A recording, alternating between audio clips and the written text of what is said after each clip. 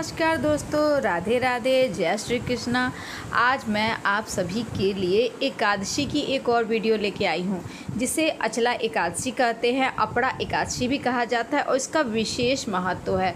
तो एकादशी के महत्व को जाने, इस व्रत को रखने से क्या पुण्य मिलता है, इसका क्या महत्व है, इसकी महत्वपूर्ण कथा क्या है। तो जो लोग चैनल पे अभी नए हैं ना, प्लीज़ चैनल को लाइक सब्सक्राइब कर लीजिए और ये ज्ञान और लोगों के पास पहुँचे, इसलिए प्लीज़ वीडियो को अधिक से अधिक शेयर कर दीजिए जहाँ जहाँ आप लोग शेयर कर पाते हैं।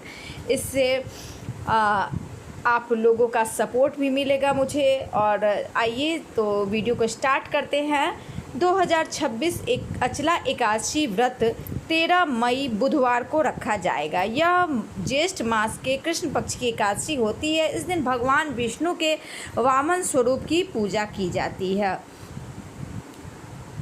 और इस व्रत का जो पारण है 14 मई को सुबह 5:31 से 8:14 के बीच होगा।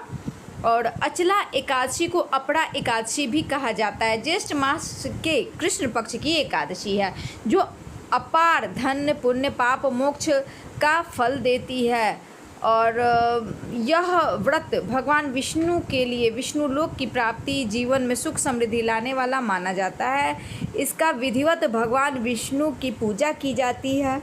इससे समस्त पापों का नाश होता है। इसमें ब्रह्म हत्या, पण और विभिन्न अनुचित कर्मों से मुक्ति मिलती है।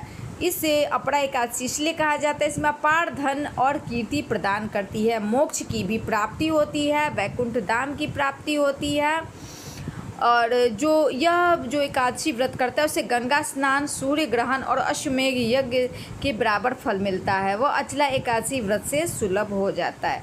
तो आइए जानते हैं इसकी महत्वपूर्ण कथा के बारे में। प्राचीन काल में महीध्वज नाम का एक धर्मात्मा राजा रहता था। उसका छोटा भाई ब्रह्मध्वज बहुत दुष्ट और पापी था। वह अपने भाई से द्वेष रखता था। उसने एक दिन राजा को मारकर उसकी लाश को जंगल में पीपल के पेड़ के नीचे गाड़ दिया। अकाल मृत्यु के कारण राजा प्रेत योनि में फंस गया और पीपल पर रहने लगा।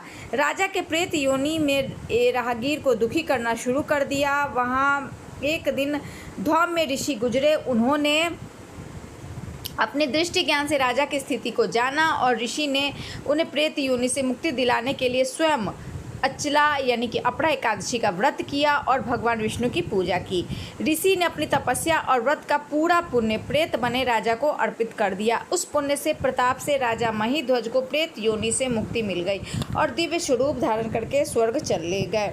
सुबह जल्दी उठकर इस दिन स्नान करें, भगवान विष्णु के त्रिविक्रम स्वरूप की पूजा करें, व्रत की कथा अवश्य सुने और भगवान को तुलसी का पत्र चढ़ाएं। लेकिन इस दिन तुलसी का पत्र न तोड़े और न ही जल चढ़ाएं। दीपक जला सकते हैं। पीले फूल और भोग भगवान विष्णु को अर्पित करें। और सबसे पहले तो सुबह उठकर जल्दी स्नान करें, पूजा पाठ करें, सहस्त्र नाम विष्णु सहस्त्र नाम का भी पाठ कर सकते हैं। ओम नमो भगवते वासुदेवाय नामक मंत्र का भी आप जप कर सकते। इससे आपकी जो व्रत करने की जो आप व्रत करोगे उससे आपको जो मोक्ष और पुण्य मिलेगा, मैंने बताया ही कि अश्वमेघ यज्ञ के बराबर पुण्य मिलता है, अपार धन समृद्धि में वृद्धि करता है, आपके समस्त पापों का नाश करता है। तो मेरा ये वीडियो पसंद आए तो चैनल को लाइक और सब्सक्राइब जरूर कर लीजिएगा। राधे राधे।